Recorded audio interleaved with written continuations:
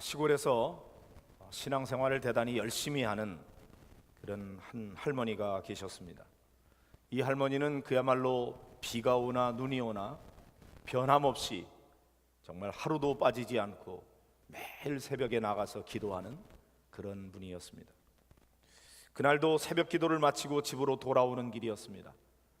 아주 신선한 공기가 새벽에 신선했고 또 저절로 입에서 찬송이 막 울려 퍼졌습니다.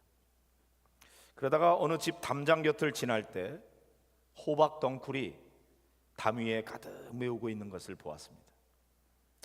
담장 밖으로 호박 하나가 탁 나와 있는데 얼마나 탐스럽든지 할머니는 가던 길을 멈추고 갑자기 부르던 찬송도 딱 멈췄습니다. 그리고 순식간에 주변을 두리번거렸습니다. 다행히 아무도 없었습니다. 할머니는 누가 볼세라 냉큼 그 호박을 딱 따가지고 순식간에 치마 속에 딱 감추었습니다. 일단 성공입니다. 한숨을 쉬고는 마치 아무 일도 없었다는 듯이 다시 찬송을 부르면서 집에 돌아가게 됐다는 거죠. 어떻습니까?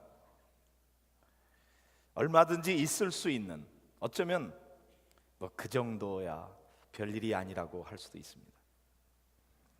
도둑질을 했다고 그것 가지고 양심에 막 가책을 느끼면서 괴로워하기보다는 어쩌면 그냥 애교 섞인 서리 정도로 넘기는 경우도 많이 있을 겁니다. 하지만 하나님 앞에서 기도하는 그런 신앙인의 행동으로는 바람직하지 않은 것이죠. 자, 이 이야기를 마음에 담고 오늘의 말씀 속으로 들어가 보도록 하겠습니다. 하나님의 말씀은 우리의 상황에 따라서 그 분위기가 많이 다릅니다. 우리가 막 절망하고 좌절하고 막 괴로워하고 있을 때 하나님은 우리에게 오셔서 우리를 위로해 주시고 격려해 주시고 용기를 북돋아 주십니다. 수고하고 무거운 짐진 자들아 다 내게로 오너라. 내가 너희를 쉬게 해주겠다. 그래서 우리를 위로해 주시죠. 그러나 때때로 우리가 하나님 앞에 범죄하고 악한 길로 나아갈 때 하나님께서는 무섭게 책망하시면서 우리에게 진노하시고 회개를 촉구하기도 하십니다. 하나님께서 우리를 위로하고 격려하시든 책망하고 진노하시든 사실은 다 우리를 사랑해서 하시는 일입니다. 하나님은 하나님의 자녀들이 하나님의 창조 섭리에 따라서 하나님의 말씀을 순종하면서 살아가고 그런 속에서 우리가 진정으로 행복한 삶을 살아가기를 원하시는 거죠.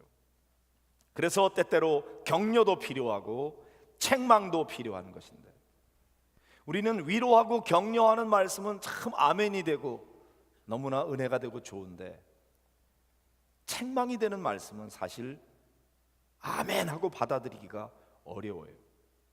그러나 실제로 우리를 변화시키고 성숙시키는 정말 우리에게 약이 되고 피가 되는 말씀은 책망의 말씀이에요. 대충 눈치채셨죠? 오늘 제가 위로의 말씀을 전하려고 그러는지 책망의 말씀을 전하려고 그러는지 마음에 준비하시기를 바랍니다. 하나님이 우리를 사랑해 주시는 것에 대해서 감사하시기 바랍니다.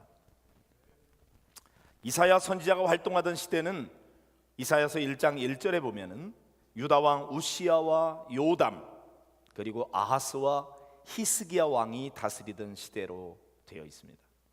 BC 8세기 남유다에서 활동했던 그런 예언자가 이사야입니다. 자, 오늘 이사야 선지자를 통해서 주시는 말씀, 오라 우리가 서로 변론하자 하시는 이 말씀은 이스라엘 백성들이 드리는 예배에 대한 말씀이기도 하지만 보다 직접적으로는 그들의 삶에 대한 말씀이기도 합니다. 우선 이스라엘 백성들이 드렸던 제사를 보면은 그들은 하나님 앞에 제물을 정성껏 잘 드렸던 것을 볼 수 있습니다. 11절에 보니까 하나님께서는 이스라엘 백성들이 바친 그들의 순양의 번제와 살진 짐승의 기름에 배불렀다 그랬습니다. 많이 바쳤으니까 배불렀죠. 이스라엘 백성들은 하나님 앞에 정성껏 제물을 드렸어요. 수송아지, 어린 양, 순염소.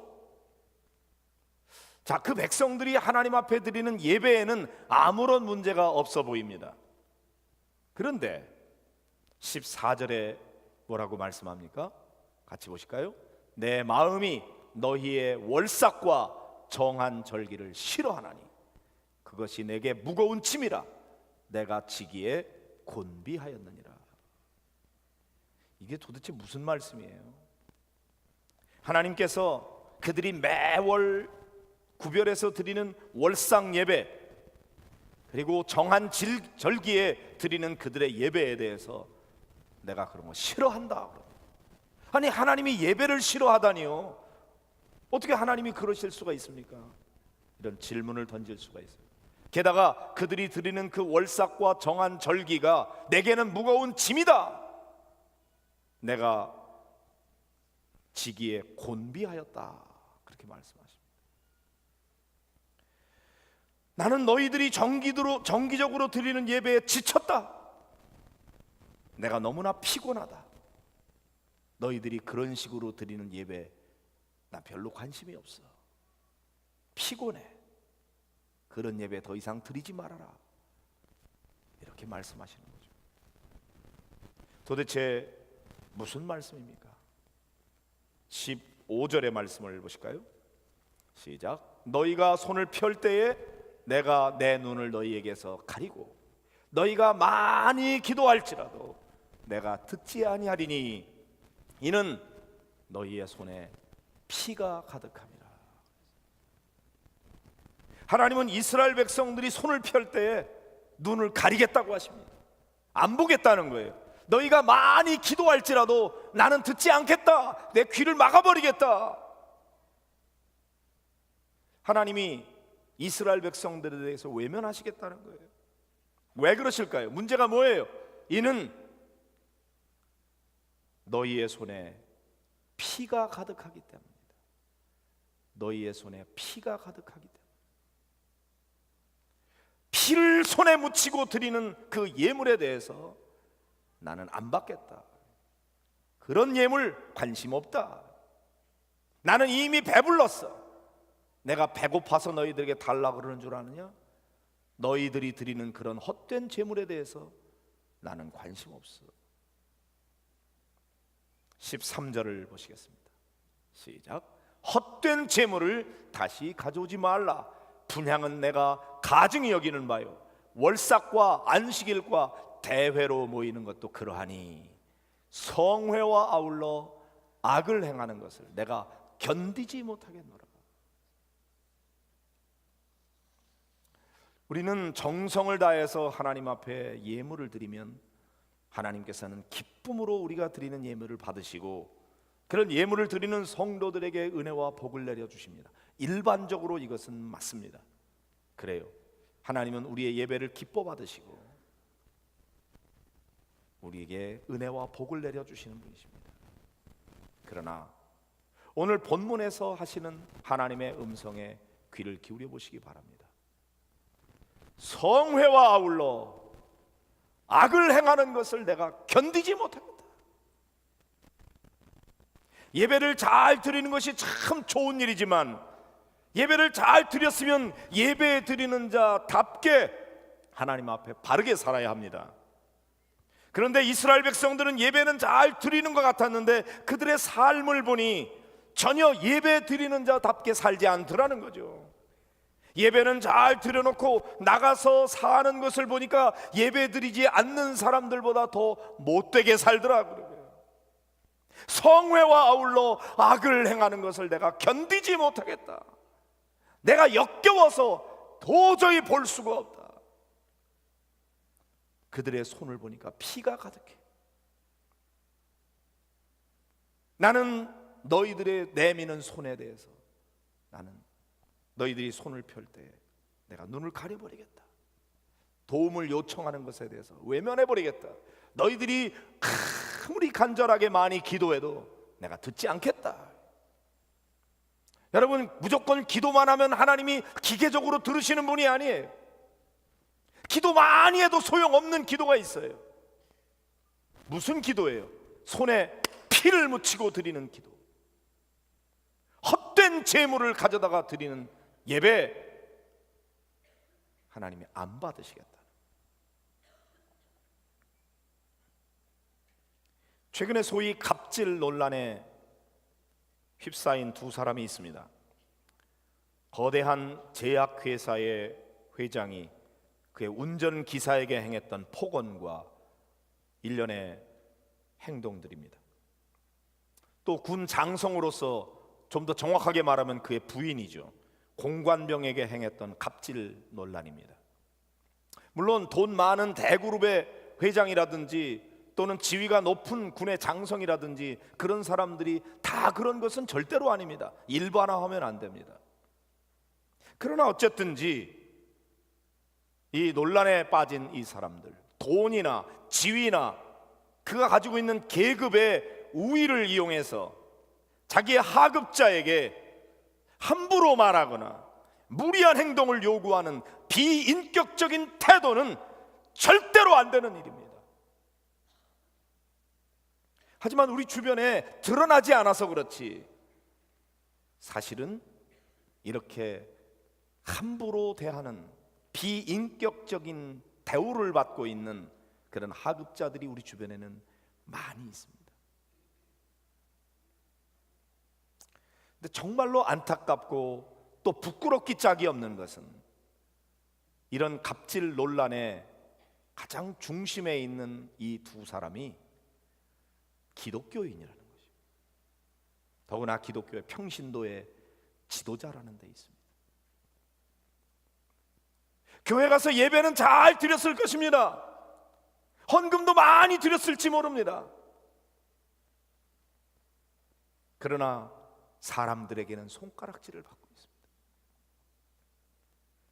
차라리 예수 안 믿는 사람이라면 모르겠는데 매주마다 교회 가서 예배를 드리는 사람이, 더구나 기독교의 중요한 평신도 지도자가 일반 사람들도 하지 않는 그런 죄를 범하였을 때 비난의 화살은 더 강한 것이죠. 이런 사건이 터져 나올 때마다 선교의 문은 점점 더 굳게 닫혀버립니다. 사람들의 마음은 기독교로부터 점점 멀어지는 것 같습니다. 사람들이 돌아서 버려요. 마음의 문 닫아버려요. 우리가 아무리 귀한 생명의 말씀을 전해도 들으려고 하지 않아요. 그래서 너무나 안타까운 거죠. 그 사람들만 그렇습니까? 혹시나 우리들이 나도 알지 못하는, 사실은 그런 갑질을 하는 사람은 자기 자신 잘 몰라요. 자기가 그런 짓을 하고 있는 줄을 몰라요. 그것이 다른 사람에게 얼마만큼의 아픔과 상처를 주는지에 대해서 잘 생각 안 해요. 욕을 해놓고도 그게 욕이 아니래요.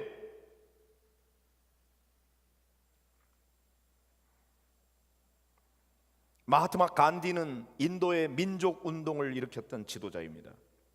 인도를 지배했던 영국에 대해서 비폭력 저항 운동을 전개했던 힌두교 지도자죠. 영국이 드디어 항복을 하고 인도를 떠날 때에 간디가 한 유명한 말이 있습니다. 당신들이 만든 예수는 가져가고 성경에 있는 예수는 두고 가시오. 내가 볼 때 당신들이 떠드는 예수는 당신들이 만든 예수지 성경 속에 있는 예수가 아니요. 성경 속에 있는 예수는 두고 가시오. 당신들이 만든 예수는 가져가시오. 오늘 우리가 믿고 있는 예수는 한국 교회가 만든 예수입니까? 성경 속에 있는 예수입니까? 세상 사람들이 우리를 바라보게 될 때에 우리가 믿고 있는 예수는 성경 속의 예수입니까? 내가 만든 예수입니까? 한 번은 유명한 선교사가 그 간디를 찾아가서 힌두교가 이렇게 판을 치고 있는 이 인도에 과연 기독교가 뿌리를 낼 수 있겠습니까? 그런 질문을 던졌어요. 그때 간디가 세 가지를 이야기했다고 합니다. 첫째, 당신네 선교사를 포함해서 그리스도인들이 예수 그리스도처럼 살도록 하십시오. 그러면 기독교가 뿌리를 내릴 수 있을 겁니다. 두 번째, 기독교의 가르침을 철저히 순종하십시오. 그 가르침의 품위를 떨어뜨리거나 저하시키지 마십시오. 그러면 기독교가 살 것입니다. 세 번째, 사랑을 강조하고 그것을 추진력으로 삼으십시오. 그것이 기독교의 중심 사상이기 때문입니다. 핵심을 찔렀어요. 기독교인이 아닌데 기독교가 어떻게 해야 살아남을 수 있는지, 어떻게 하기 때문에 기독교가 망하고 있는지 너무나 잘 알고 있어요. 기독교인만 모르고 있어요. 교인이 아닌 사람은 교인이 어떻게 살아야 되는지 너무나 잘 알고, 교인이 아닌 사람은 교회가 뭘 해야 되는지 너무나 잘 아는데 교인만 모르고 있고 교회만 모르고 있고요. 그런 건 아닌가. 완전하지는 않다고 할지라도 우리 그리스도인들이 그리스도인답게 살고, 기독교가 기독교의 가르침을 제대로 가르치고 그 가르침대로 순종하고, 교회가 세상과는 뭔가 다른 사랑의 공동체가 될 때에 교회는 여전히 희망이 있습니다. 왜? 복음의 생명이 있기 때문입니다. 예수 그리스도가 길이요 진리요 생명이기 때문입니다. 그러나 우리가 믿고 있는 그 모든 것들이 행하지 아니하고 단순히 구호에만 그치고 있다면 기독교는 생명력이 없는 겁니다. 아무런 변화를 일으키지 않습니다. 영향력이 없어지는 것입니다. 누가 좋은 이론이 없어서 삶을 변화시키지 못합니까? 그렇게 살아가는 삶의 모범을 보일 때 역사가 변화되는 거죠. 많은 사람들이 말은 잘하는데 그대로 살지 않고, 뭐라고 가르치는지 머리로는 아는 것 같은데 예배 드릴 때 하고 나가서 사는 게 너무 달라요. 그래서 아무런 역사가 일어나지 않아요. 오늘 본문의 말씀에서 하나님은 이 예배는 잘 드리는 것 같은데 엉터리로 살아가는 이 백성들에게 대해서 어떻게 하라고 말씀하십니까? 16절 17절을 읽어보겠습니다. 시작. 너희는 스스로 씻으며 스스로 깨끗하게 하여 내 목전에서 너희 악한 행실을 버리며 악행을 그치고 선행을 배우며 정의를 구하며 학대받는 자들을 도와주며 고아를 위하여 신원하며 과부를 위하여 변호하라 하셨느니라. 하나님 앞에 예배하는 자들은 어떻게 살아야 됩니까? 악한 행실을 버려라, 행악을 그쳐라, 그리고는 적극적으로는 선행을 배우라, 정의를 구하라, 학대받는 사람이 있으면 그 사람을 도와주어라, 쓸데없이 그런 사람 앞에 갑질하지 말고 고아를 신원하고 과부를 위하여 변호하라. 이것이 하나님 앞에 예배드리는 자의 삶이 되어야 된다. 악을 버리고 선을 행하라. 특별히 사회적 약자에 대해서 그 사람을 불쌍히 여기고 긍휼히 여기고 사랑을 베풀고 내 작은 것이라도 나누어 주어라. 그렇게 하면 하나님이 어떻게 하시겠답니까? 18절부터 20절의 말씀을 읽어보겠습니다. 시작. 여호와께서 말씀하시되 오라 우리가 서로 변론하자. 너희의 죄가 주홍 같을지라도 눈과 같이 희어질 것이요 진홍같이 붉을지라도 양털같이 희게 되리라. 너희가 즐겨 순종하면 땅의 아름다운 소산을 먹을 것이요 너희가 거절하여 배반하면 칼에 삼켜지리라. 여호와의 입의 말씀이니라. 만일 하나님의 백성들이 악을 버리고 선을 행한다면 하나님께서는 그들의 죄가 주홍같이 붉다고 할지라도 흰눈같이 희게 해주시겠다고 약속하십니다. 진홍같이 붉을지라도 양털같이 희게 하겠다고 말씀하십니다. 아니, 하나님께서는 우리의 죄를 그렇게 용서하기를 원하고 계십니다. 이전까지 너희가 어떻게 살았든지 내가 문제 삼지 않겠다. 아무리 심각한 죄에 빠져 있다고 할지라도, 그것이 주홍같이 붉고 진흥같이 붉다고 할지라도 문제 삼지 않겠다. 내가 말끔하게 깨끗하게 흰 눈처럼 양털같이 희게 해주겠다. 나는 그렇게 할 수 있다. 아니, 나는 그렇게 하고 싶다. 너희가 즐겨 순종하면 땅의 아름다운 소산을 먹게 될 것이다. 그러나 만일 너희들이 거절하여 배반한다면 칼에 삼켜질 것이다. 이스라엘 백성들이 하나님의 은혜와 축복을 받느냐, 하나님의 진노와 저주를 받느냐 하는 것은 철저하게 그들의 삶에 달려 있다는 것입니다.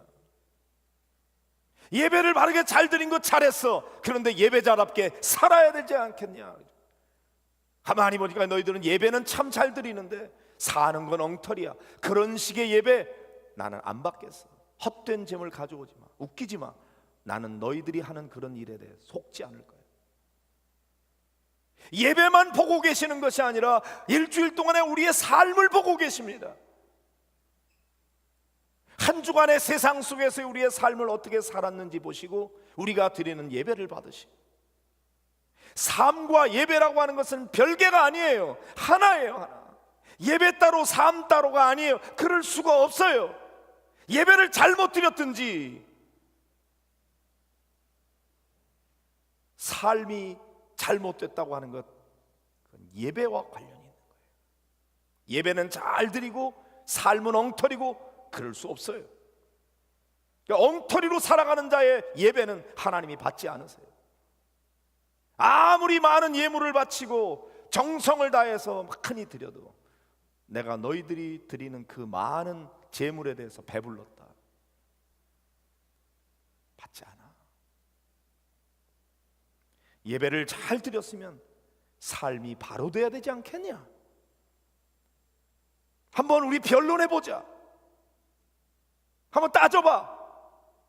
내 말이 틀린가? 하나님이 우리에게 따지고 계십니다. 10년 가까이 수련원을 운영했던 한 목사님이 페이스북에 이런 댓글을 남겼더라고요. 별난 모습 다 보았습니다.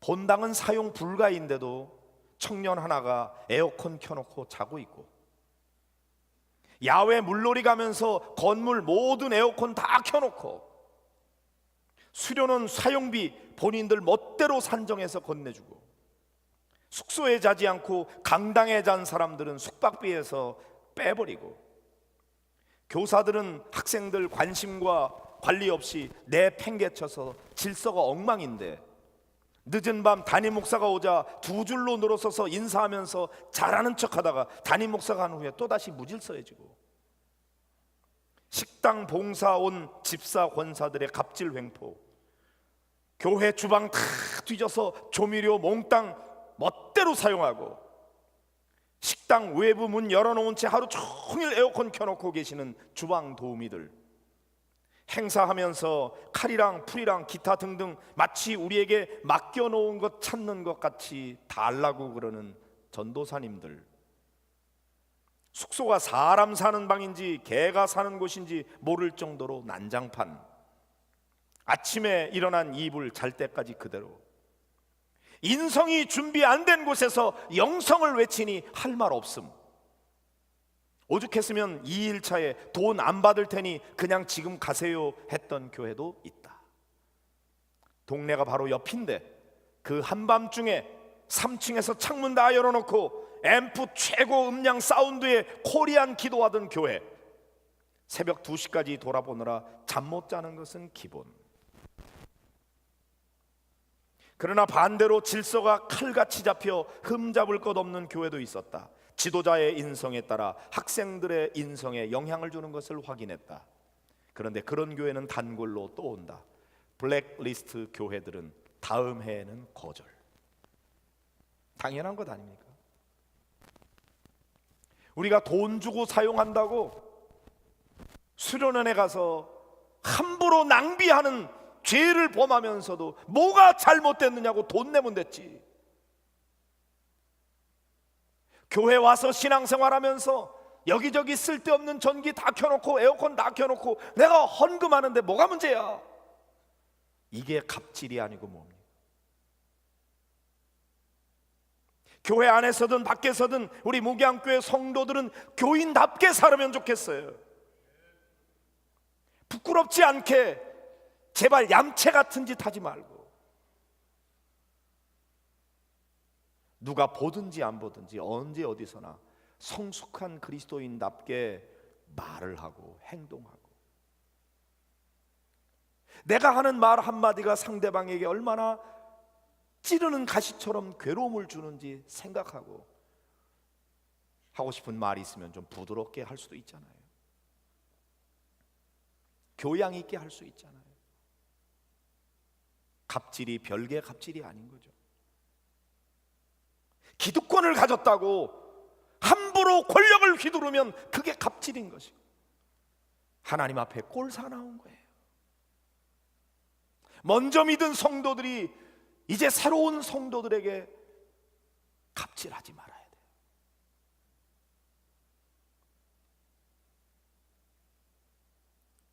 믿는 사람은 믿는 사람답게 행동해야 전도도 되는 거예요. 나가서 열심히 전도해도 전도의 길을 콱콱 막는 그런 사람들이 있으면 수고가 열매를 맺지 못해요. 어떻게 어렵게 교회에 데리고 왔는데 한순간에 쫓아내는 사람들이 많이 있어요. 어떤 가정의 이야기입니다. 연로하신 부모님을 모시고 살았어요. 그러다 먼저 아들 내외가 예수를 믿고 교회를 다니기로 작정했습니다. 그러자 하루는 부모님이 아들 내외를 불러서 언짢은 듯이 말했답니다. 얘들아, 교회 다니는 사람들은 조상에게 제사를 드리지 않는다고 하더라. 그러니 너희들이 교회를 다닌다고 하는 것은 곧 우리가 죽더라도 제사밥 올리지 않겠다는 뜻이 아니냐? 우리는 죽어서 굶기 싫다. 그러니 우리 눈에 흙이 들어가기 전에는 너희들이 교회에 다닐 생각하지 말라. 깜짝 놀란 아들이 아버지에게 말씀을 드렸습니다. 아버님이 말씀하시는 제사는 죽은 제사입니다. 저희들이 그것보다는 훨씬 더 좋은 산 제사를 보여드리겠습니다. 그리고 그 이후부터 아들 내외는 정성을 다해서 부모님을 잘 모셨답니다. 끼니 때마다 부모님이 좋아하는 음식을 차려드리고요, 철마다 보약도 지어드리고요, 시시때때로 용돈도 넉넉하게 드리고, 얼마 후 부모님이 아들 내외를 불러놓고 다시 이렇게 말씀하셨대요. 그래, 너의 말이 맞다. 산 제사가 죽은 제사보다 훨씬 더 낫구나. 걱정하지 말고 이제는 마음껏 교회에 다녀라. 이제 우리도 너희들을 따라서 교회에 다녀야겠다. 기도하겠습니다. 오늘 말씀을 한번 생각하면서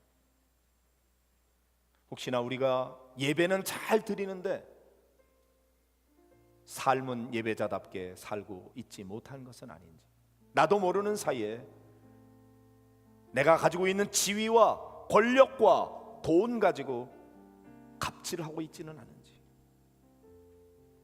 오히려 하나님께서는 헛된 재물 가져오지 마, 성회와 아울러 악을 행하는 거 내가 견디지 못하겠어, 역겨워 죽겠어, 너무 무거운 짐이야 나한테, 내가 아주 피곤하다. 혹시 우리가 드리는 예배가 하나님 앞에 역겨움이 되지는 않는지요? 너희 죄가 주홍같이 붉을지라도 내가 흰눈같이 희게 해줄게, 진홍같이 붉을지라도 양털같이 희게 해주마. 그러니 이제는 악을 버리고 악행을 그치고 선을 행하라. 가난한 사람들 도와주고 학대받는 사람 도와주고 고아를 신원하고 과부를 변호하라. 그러면 너희가 풍성한 땅의 소산을 먹을 수 있을 거야. 그러나 만일 너희들이 거절하여 배반하면 칼에 삼켜질 것이다. 무서운 경고의 말씀을 하고 계십니다. 이 시간 이 말씀을 우리 마음에 새기면서 하나님, 나를 불쌍히 여겨 주십시오. 내 눈에 들보를 보게 하시고 남의 눈에 티를 빼내려고 했던 나를 용서해 주시고 하나님, 예배자의 삶을 살아갈 수 있도록 도와주십시오. 우리 하나님 앞에 기도하겠습니다.